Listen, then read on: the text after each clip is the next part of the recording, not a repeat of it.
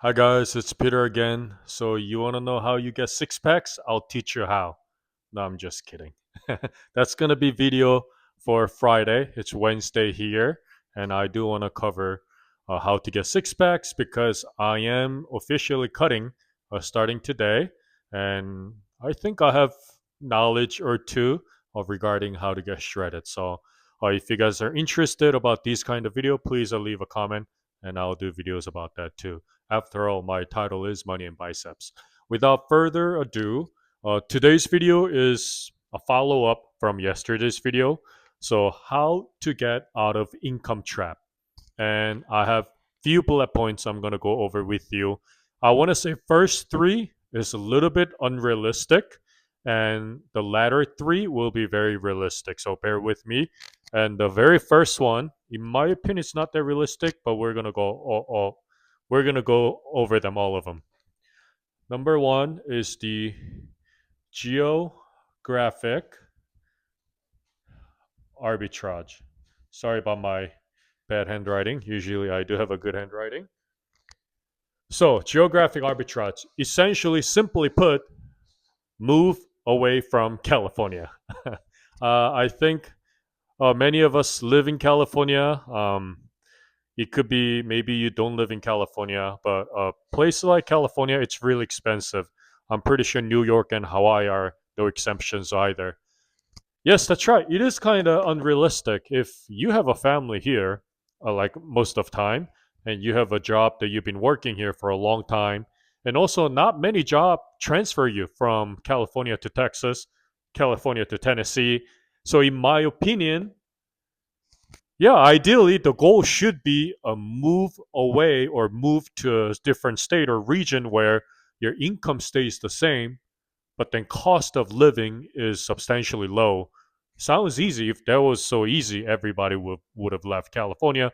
But obviously, it's not as easy because one, most of the time your job is not transferable for most of us, and also our families are here, and we have already built a lifestyle we cannot simply just abandon. So, in my opinion, even though this is a one way to do it to avoid the income trap by moving to cheaper place while keeping your income, in my opinion, it's not realistic for many of us. So, going to number two is going to be income layering. And I'll explain to you guys what this is. And I actually want to cover another bullet point, in my opinion, that are similar called delayed risk strategy. Okay, very first one, income layering. Essentially, simple way to put it, have a side hustle. It sounds easy, right?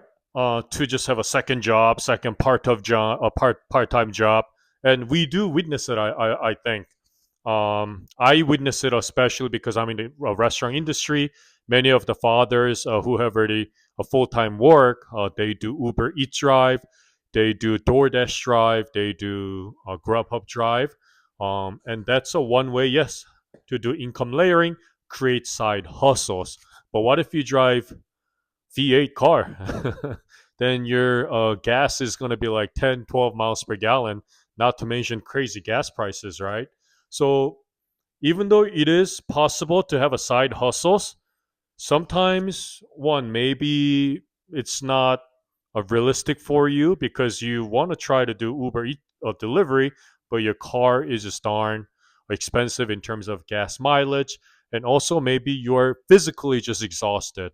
I am a good example of working too much, where I think my body is really exhausted at this point.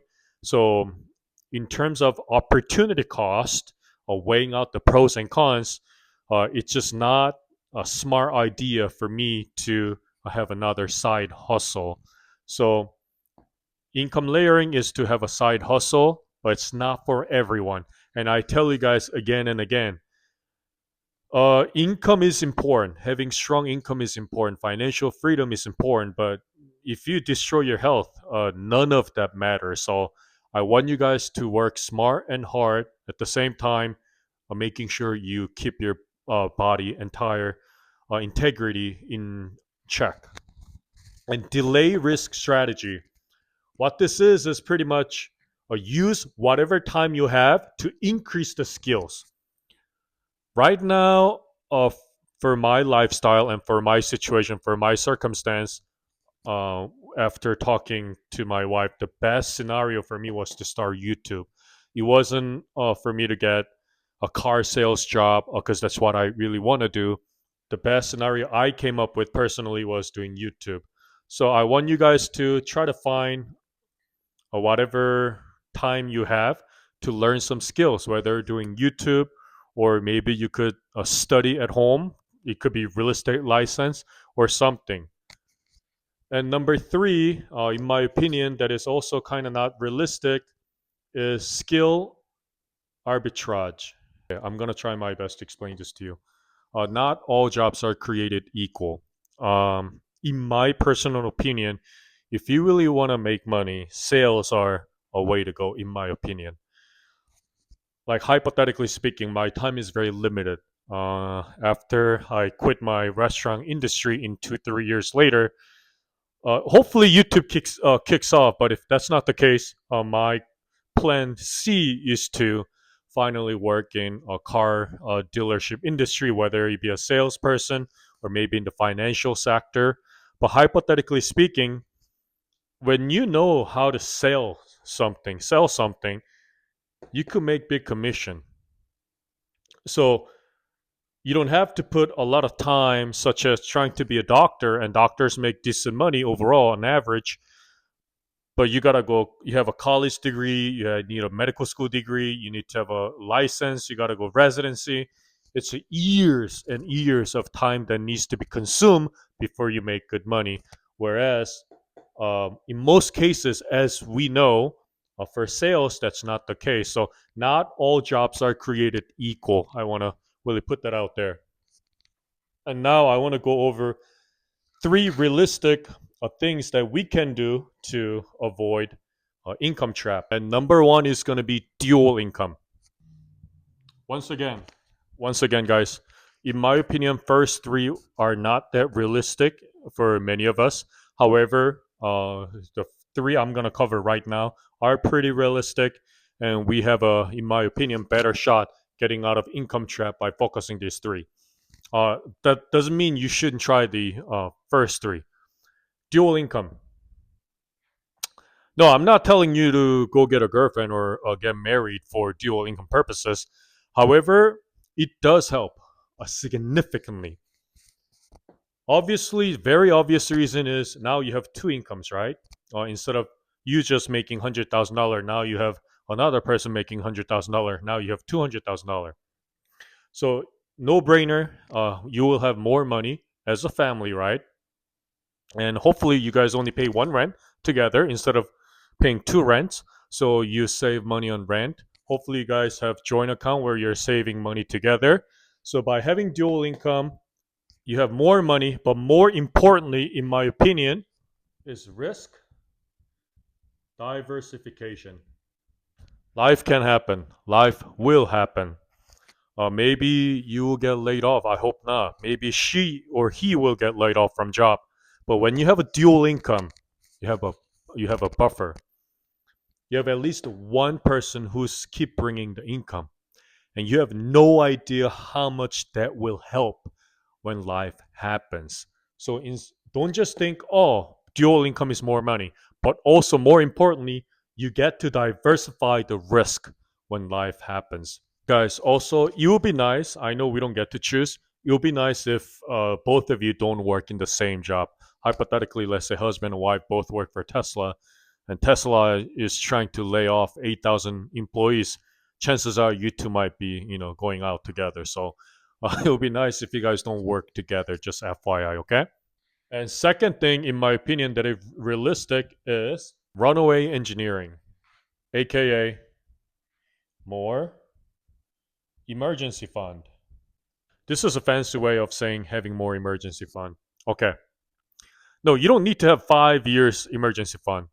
But if you have solid 3 to 6 months, but I want to say 6 months, not 3 months, of the emergency fund, most of time, it's a good, smooth transition for you to go from job A to job B. What I'm doing essentially is I'm building 2 years worth of emergency fund so that I could take, hypothetically, hopefully not, 2 years, whole 2 years to develop skills enough to match my income when I finally move from career A to career B. The real beauty of having emergency fund, having fat emergency fund is it's not just so you have a freedom of having money.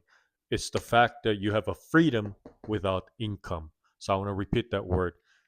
Most cases, bigger and fatter your emergency fund is, you have a more freedom of not having income, and that is very powerful. For someone like me, for instance, I'm trying to go from restaurant industry to hopefully YouTube, but let's say hypothetically car sales.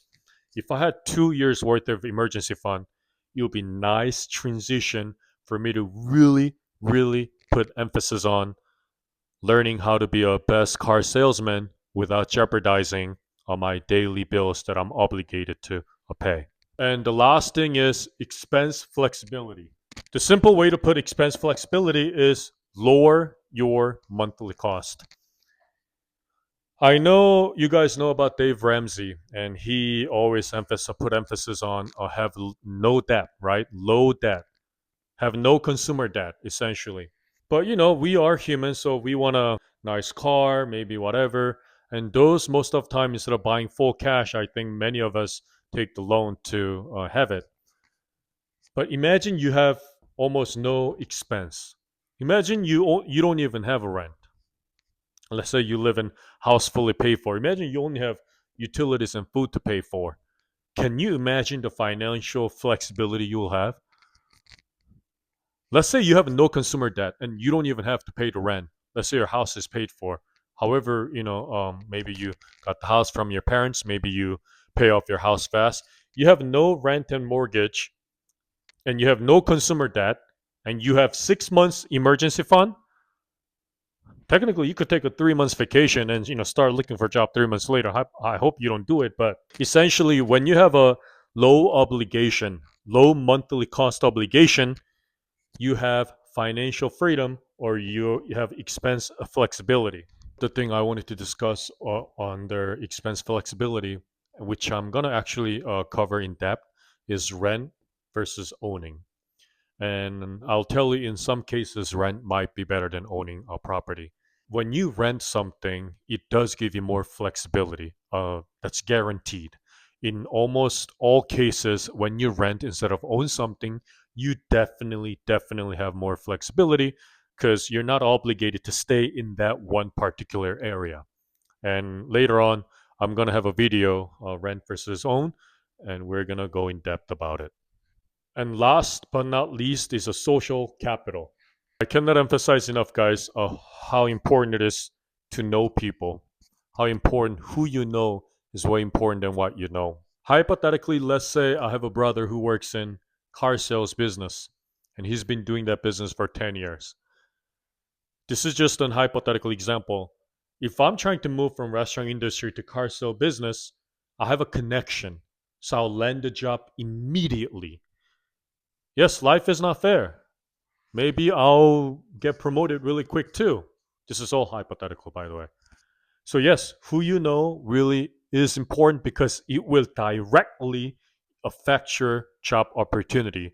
So, guys, I say over and over again, please be nice to people and increase your connection because this will help you, if not anything else. So today we went over 6 things how to get out of income trap. In my opinion, first three is not really realistic for many of us. However, these three, in my opinion, is something we have under absolute control. A dual income. No, again, I'm not telling you to get a girlfriend for a dual income reason, but it does really help, especially for risk diversification. And number two is runaway engineering, aka having more emergency fund. And last one was expense flexibility, essentially lowering your obligated monthly pay. And again, social capital. As always, thanks for watching, guys. And thank you to my wife for helping me film. And I'll talk to you guys tomorrow.